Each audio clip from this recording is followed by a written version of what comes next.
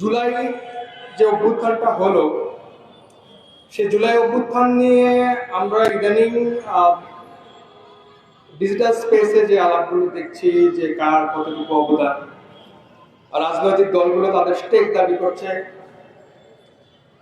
অভ্যুত্থানের নেতারা তাদের স্টেক দাবি করছে। আমরা আমাদের জায়গা থেকে যা যতটুকু অবদান ছিল আমরা আমাদের কথা বলতে চাচ্ছি, কিন্তু যে কথাটা বলা হচ্ছে না বা যতটুকু জোরে বলা দরকার ততটুকু জোরে বলা যাচ্ছে না, সেটা হচ্ছে লক্ষ লক্ষ নামহীন, ঠিকানাহীন, কোন ধরনের স্টেকহীন যে জনগণ রাস্তায় নেমে আসলো এবং বন্দুকের সামনে, উন্মুক্ত বন্দুকের সামনে নিজের বুক পেতে দিল, তাদের কথা ঠিক সেভাবে আসছে না। এই জুলাই অভ্যুত্থানের ক্রেডিট আমরা আসলে ঠিক কতটুকু দাবি করতে পারি এবং কতটুকু ক্রেডিট আমাদের নিজেদের নেওয়া উচিত সেটা নির্ধারণ করবে ইতিহাস। কিন্তু আমি একটা কথা বলতে চাই, আমার একটা প্রশ্ন মনের মাঝখানে সবসময় কাজ করে, সেটা হচ্ছে যখন আপনি যুদ্ধে নামবেন, আপনি যুদ্ধ করতে যাবেন, আপনি চেষ্টা করবেন যত বেশি শক্তি সঞ্চয় করে আপনি যুদ্ধে যাইতে পারেন, যত বেশি মানুষ, যত বেশি সংগঠন আপনার পাশে দাঁড়াবে যুদ্ধে বিজয়ী হওয়ার, তত বেশি চান্স আপনার থাকবে।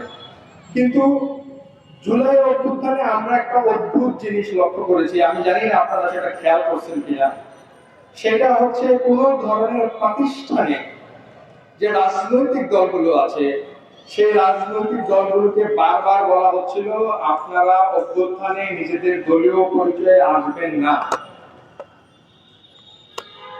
এইটা একটা অদ্ভুত ব্যাপার যে কি কারণে জনগণ এই রাজনৈতিক দলগুলোকে এই অভ্যুত্থানের বাইরে থাকতে বলল। আমার বোঝাবুঝির মাঝখানে ভুল থাকতে পারে, আপনারা সংশোধন করে দিলেন।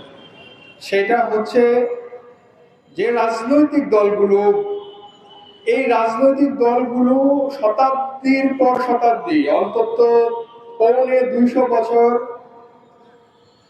এই জনগণের প্রতিনিধিত্ব তারা করে আসতেছে এবং তারা প্রচন্ড পরিমাণে গণবিরোধী। তাদের যে অবস্থান, বাংলাদেশের জনগণ তাদেরকে আর বিশ্বাস করে, যে কারণে জনগণ একেবারে অপরিচিত, স্বল্প পরিচিত কিছু যুবকের ডাকে রাস্তায় নেমে আসছে। এরা মূলত আমরা যদি এটা মনে করি যে আমাদের নেতৃত্বে তারা নেমে আসছে এবং আমরা যা বলবো তারা তাই সেটা শুনবে, এইটা হবে আরেকটা ঐতিহাসিক ভুল। জনগণ ছাত্রদের ডাকে রাস্তায় নামছে, মূলত জনগণের পক্ষেই রাস্তায় নামছে, কারণ জনগণ জানতো যে এই রাজনৈতিক দলগুলোর ক্ষমতা হচ্ছে তাদের সংগঠন, পাড়ায় মহল্লায় তাদের সংগঠন আছে, সেটা হচ্ছে তাদের ক্ষমতার উৎস। আর এই যে ছাত্র, তাদের কোনো সংগঠন নাই, তাদের কোনো রাজনৈতিক সংগঠন নাই, যারা দুদিন পরে তাদের সাথে বলি বলা না হইলে জনগণের উপরে লাঠি হাতে নাইরা আসতে পারবে না তারা। এই ছাত্রদের পক্ষ নিয়ে মূলত জনগণের পক্ষ, জনগণ নিজেদের পক্ষে দাঁড়াইছে। ইতিহাসে এটা প্রথম এবং ইউনিক, এটা হয় নাই, আগে কখনো হয় নাই। এইটা করতে আমাদের জনগণ বাধ্য হয়েছে। বাংলাদেশের জনগণ রাজনৈতিক দলের আশ্রয়ে একটা যুদ্ধ করছে 71 সালে। সেই যুদ্ধে বিজয় লাভ করার পরে সেই যুদ্ধের ফসল রাজনৈতিক দলের ঘরে ঢুকছে, জনগণের ঘরে আসে নাই। একটা রাজনৈতিক দল যুদ্ধে অথবা বিপ্লবে নেতৃত্ব দেওয়ার পরে তার সবচেয়ে পবিত্র দায়িত্ব হয় সে রাষ্ট্রটাকে জনগণের আকাঙ্ক্ষার দ্বারা নির্মাণ করবে। 71 সালে আওয়ামী লীগ সেটা করে নাই। বাংলাদেশের জনগণ তাদেরকে বিশ্বাস করেছিল, কিন্তু 72 সালে শেখ সাহেব যে সংবিধানটা রচনা করলেন, এইটা মূলত সেই প্রাক পাকিস্তানি ব্রিটিশ আমলের যে কলোনিয়াল ধাঁচের যে সংবিধান, সেই একই সংবিধান টুকিফাই করে কামাল হোসেনদের মাধ্যমে তারা লিখলেন, রাষ্ট্রের সমস্ত ক্ষমতা সরকারের মধ্যে ঢুকালেন, সরকারের সমস্ত ক্ষমতা এক ব্যক্তির কাছে নিয়ে ঢুকালেন। অর্থাৎ এইটা একটা গণতন্ত্রের মুগুলধারী একটা রাজতন্ত্র আমাদের উপর চাপাই দেওয়া হইল, এবং সেই রাজতন্ত্র আমাদের উপরে আজকে 50 বছর ধরে চলে ঘুরাচ্ছে, আমাদেরকে শোষণ করছে, লুটপাট করছে। ঠিক যে কায়দায় লর্ড ক্লাইভের কলোনিয়াল লুটেরারা লুট করত, ঠিক একই কায়দায় আওয়ামী লীগ এবং আওয়ামী লীগ আসার আগে যে রাজনৈতিক দলগুলা এই সংবিধানের অধীনে আমাদেরকে শাসন শোষণ করেছে, ঠিক একই কাজ তারা করেছে। দেখেন পালায়া গেছে এগুলা বেয়াদব গুলা লন্ডনে বসে সংবাদ সম্মেলন করে ইতিহাসের মিল খুঁজে পান। সেই লন্ডন, যেই লন্ডন আমাদেরকে 200 বছর শোষণ করছে, এখন আমাদের দেশীয় দোসররা সেই একই কলোনিয়াল সংবিধানের মাধ্যমে এখান থেকে লুটপাট করে নিয়ে সেই লন্ডনে, দিল্লিতে পাচার করে। আমরা ব্রিটিশ আমলে ভালো ছিলাম, আমরা শুধু লন্ডনের দ্বারা আমরা নির্যাতিত ছিলাম। এখন আমরা ডাবলি কলোনাইজ, লন্ডনে যায়, দিল্লিতে যাওয়ার পরে যতটুকু থাকে ততটুকু। এখন আমরা একটা দিল্লির কলোনিতে পরিণত হয়েছি। এইখান থেকে বেরিয়ে আসতে হলে আমাদেরকে, আমি বক্তব্য বড় হয়ে যাচ্ছে, বড় বড় না, শেষ করে দিচ্ছি। আমাদেরকে যেটা মাথায় রাখতে হবে, গঠিত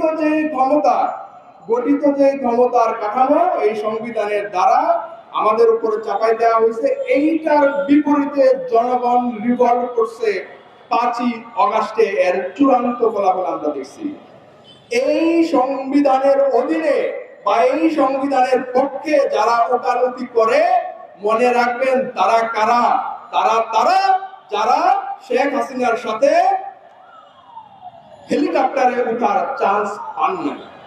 শেখ হাসিনা হেলিকপ্টারে উঠা, হেলিকপ্টার থেকে বাংলাদেশের মানুষের জনগণের ট্যাক্সের পয়সায় কেনা যে হেলিকপ্টার বিমান, সেই বিমানে করে সে পালায় গেছে।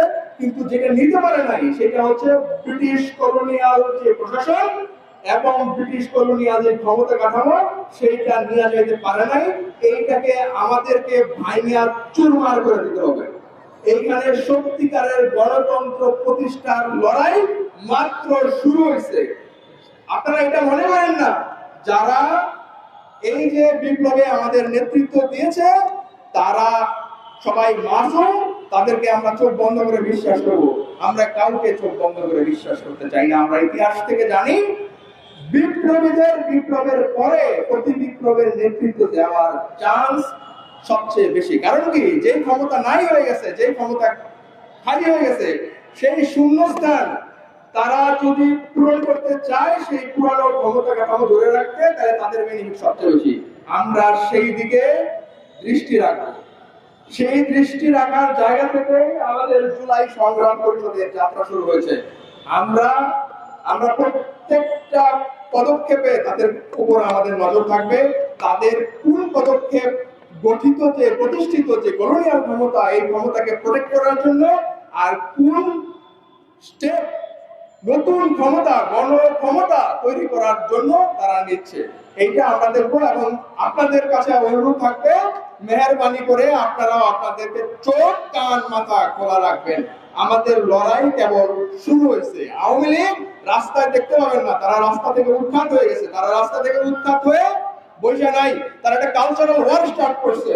তারা দেখবেন এই যে মাজারগুলো ভেঙে দেওয়া হচ্ছে, এই যে সমস্ত সাংস্কৃতিক প্রতিষ্ঠানগুলোর উপর আক্রমণ করা হচ্ছে, বাংলাদেশকে একটা জঙ্গি ফ্যাসিস্ট একটা রাষ্ট্র হিসেবে বহির্বিশ্বের কাছে রিপ্রেজেন্ট করাতে চাচ্ছে। এর একটাই কারণ, এখানে তারা বুঝাতে চাচ্ছে যে এখানে আমরা একটা ইসলামিক যে ন্যারেটিভ, যে ওয়ার এন্ড টেররের মধ্য দিয়ে আমেরিকা স্টার্ট করেছিল, পরে দিল্লি এটা ইম্পোর্ট করছে, সেই দিল্লি থেকে সেটা আবার হাসিনা আমাদের উপরে ইম্পোর্ট করছে। সেই হিন্দুত্ববাদী পলিটিক্স, যে এইখানে জঙ্গি হয়ে গেছে পুরো বাংলাদেশ, শেষ হয়ে গেছে, এখানে কোনো মতের স্বাধীনতা নাই, এইটা প্রমাণ করতে পারলে তারা আমাদেরকে প্রেশার দিতে পারে একটা নির্বাচন খুব তাড়াতাড়ি দেওয়ার জন্য। একটা খুব তাড়াতাড়ি নির্বাচন দিলে কি হবে? নির্বাচন কিসের অধীনে হবে? বিদ্যমান কলোনিয়াল ফ্যাসিস্ট সংবিধানের অধীনে হবে।